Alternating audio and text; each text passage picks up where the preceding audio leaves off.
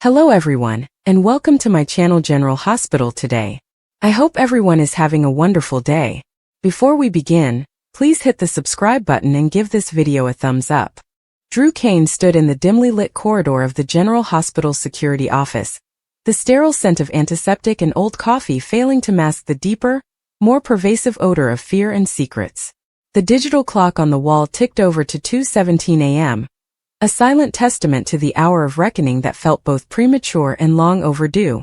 In his hands he held not a weapon, but something far more potent. A manila folder, thin and unassuming, yet its contents had the power to shatter the fragile reality he had clung to for months. Inside was the evidence, a collection of cold, hard facts that pointed to a truth so devastating it threatened to unravel the very fabric of his being.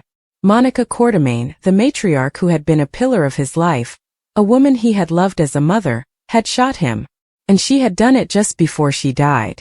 The journey to this moment had been a slow, agonizing crawl through a fog of amnesia and fractured memories. The attack had been a violent rupture in his life, a blur of pain and confusion that had stolen a chunk of his past. For so long, the identity of his assailant was a ghost, a shadowy figure that haunted the edges of his consciousness. The physical wound had healed, leaving a scar tissue that was tough and resilient, but the psychological wound had festered, an open question poisoning his every interaction, his every moment of peace. The initial investigation, led by a dutiful but ultimately misguided police force, had gone nowhere. The alley where he was found offered no witnesses, no murder weapon, no clear motive. It was written off as a random, brutal act of violence, a case that would likely grow cold. But Drew, with the instincts honed by years of covert operations and a deep-seated need for justice, could never accept that. The attack felt personal.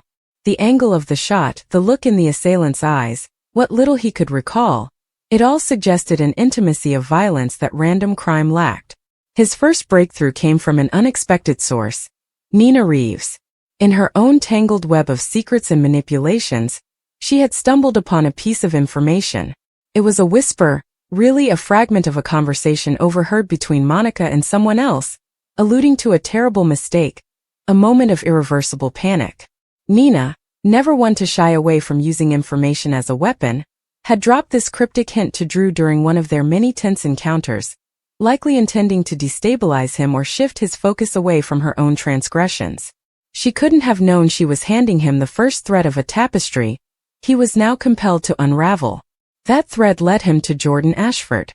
As commissioner, Jordan had access to the original case files that Drew now believed had been prematurely closed. He approached her not with accusation, but with a desperate plea for a fresh look. Jordan, weary from the endless cycle of Port Charles drama but fundamentally committed to truth, had been reluctant. The Quartermains were a powerful family, and reopening a case implicating one of their own, especially one as beloved and recently deceased as Monica, was a political and personal minefield. Yet, she saw the raw determination in Drew's eyes, the hollowed-out look of a man who could not move forward without first understanding what had pushed him down. "Drew, are you sure about this?" Jordan had asked him, her voice low and serious in the quiet of her office. Digging into the past, especially when it involves someone like Monica, it's like poking a hornet's nest. "You might not like what flies out." "I'm living with a hornet's nest in my head every day, Jordan," Drew had replied, his voice tight. "The not knowing is worse than any truth could ever be." With Jordan's cautious, unofficial blessing, Drew began his own parallel investigation. He started with the physical evidence or the lack thereof. The bullet retrieved from his body had been a common caliber, untraceable to a specific gun. But Drew remembered something else. A detail that had seemed insignificant at the time but now glowed with ominous potential. In the days following the shooting, before his memory was fully compromised, he had a vague recollection of Monica being unusually attentive. She had insisted on handling his personal effects from the hospital. At the time, he had written it off as maternal concern. Now he wondered if it was something else entirely. A need to control the narrative, to ensure no stray piece of evidence led back to her. He turned his attention to the timeline, cross-referencing his own hazy memories with hospital admission records, security footage from nearby businesses, and the statements of people who had seen Monica that day. He began to construct a map of those fateful hours. The discrepancy was small, almost negligible. Monica had told the family she was at the Quartermain mansion, overwhelmed with grief and worry.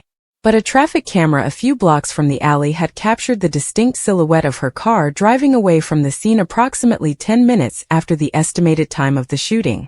It was grainy, the license plate not entirely clear, but Drew's trained eye recognized the model, the unique bumper sticker from a long-ago charity event. It was her car. The most damning piece of evidence, however, came from an audit of the Quartermain estate. After Monica's peaceful passing from her long illness, the family had begun the arduous process of cataloging her possessions.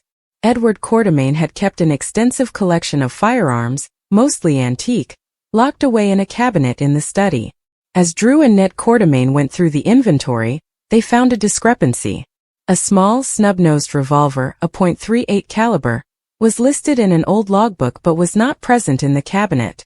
When questioned, the staff recalled Monica asking for the key to the cabinet several months prior, around the time of Drew's shooting. She had claimed she wanted to have some of the older pieces appraised for insurance purposes.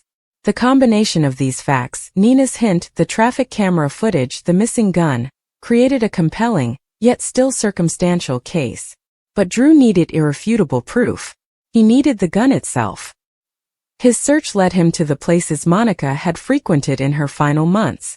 He combed through her private sitting room at the mansion, her office at General Hospital, even the garden she loved so much.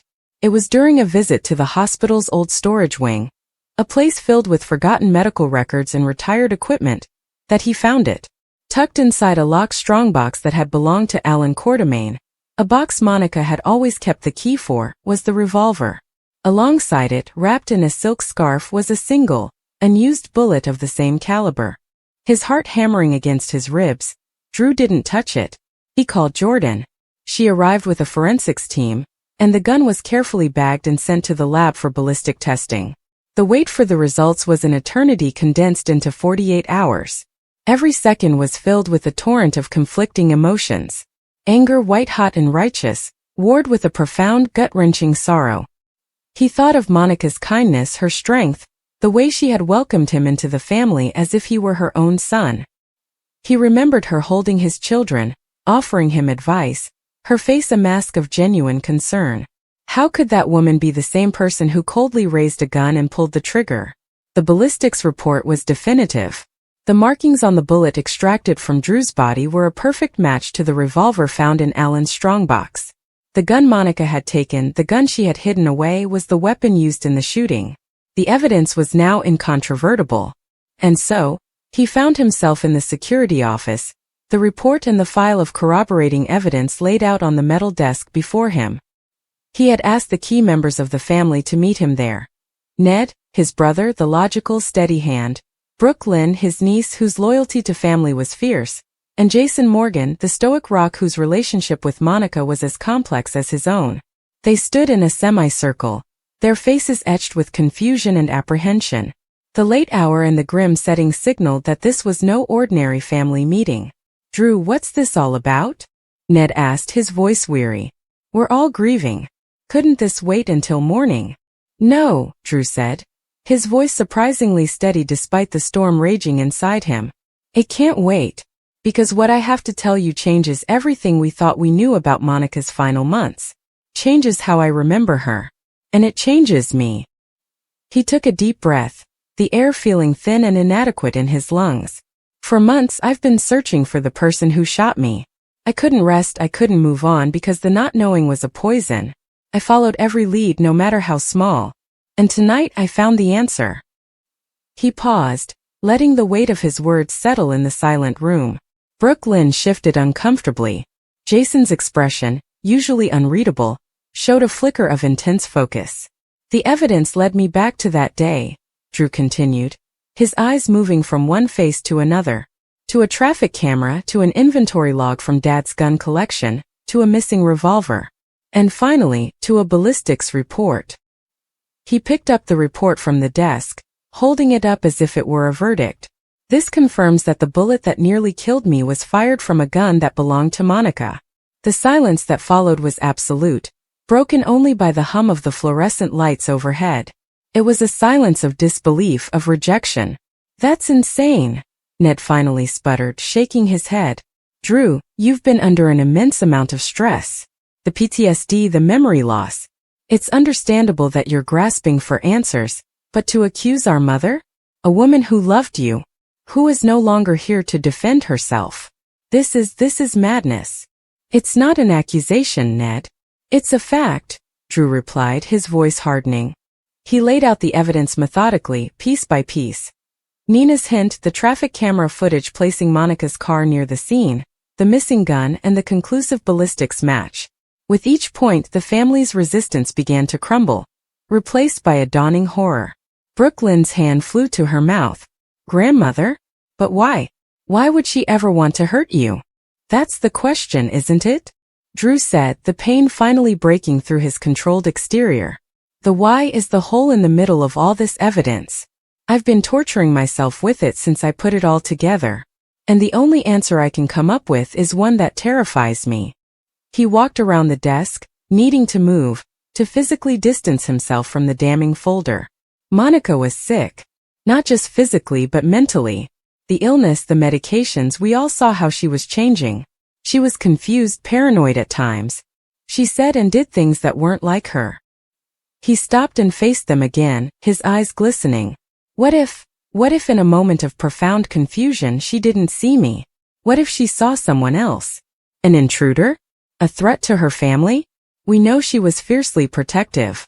Or what if some deep-seated, forgotten resentment, something buried for decades, was unearthed by the disease? Something related to my past, to Jason, to the constant chaos that surrounds us.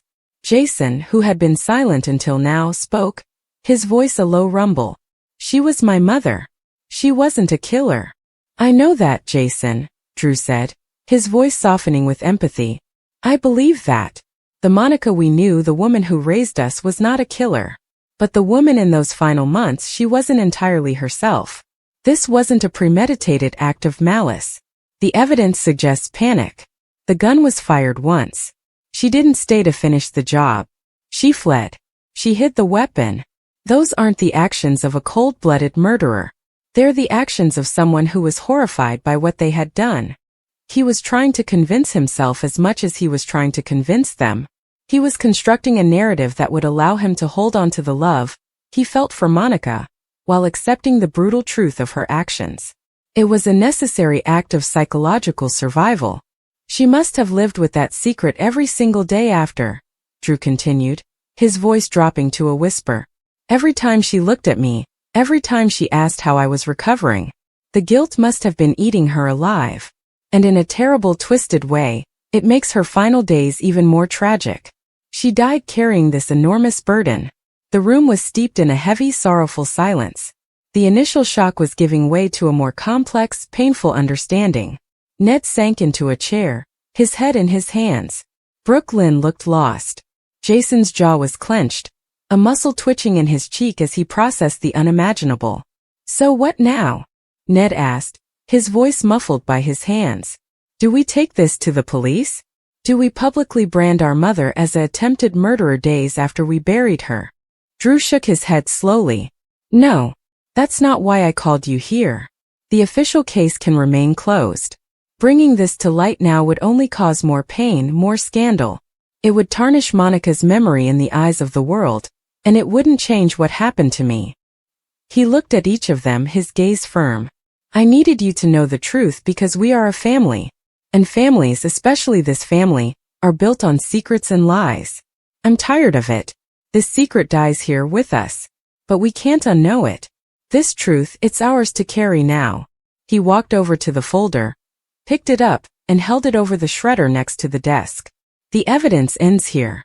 The investigation is over. With a deep final breath, he fed the folder into the machine. The whirring grind of the shredder filled the room, a mechanical sound that signified the end of one journey and the beginning of another. Pages of reports, photographs, and documents were sliced into thin, meaningless ribbons. The physical proof was gone. When the sound stopped, the silence returned, different this time. It was not a silence of shock but of absorption, of a shared, painful burden. Drew turned back to his family. I don't forgive the act. I can't. But I forgive Monica. I have to. Because the woman who shot me was a ghost, a phantom created by illness and circumstance. The real Monica Quartermain was my mother, and I will remember her as that. The revelation did not bring the catharsis he had hoped for. There was no overwhelming sense of peace. Instead, there was a hollow ache, a permanent scar on his soul where a simple, clean memory of a loving mother used to be. It was replaced now by a complicated, painful truth. He had his answer, but the answer had cost him a part of his past and forever altered the landscape of his grief. As they filed out of the room one by one, each lost in their own thoughts, Drew remained behind, staring at the empty shredder. He had uncovered the evidence, confronted his family, and made his choice. The quest was over. But as he stood alone in the quiet, dim light of the hospital, he knew that the hardest part was just beginning. Learning how to live with a truth that was more devastating than any lie.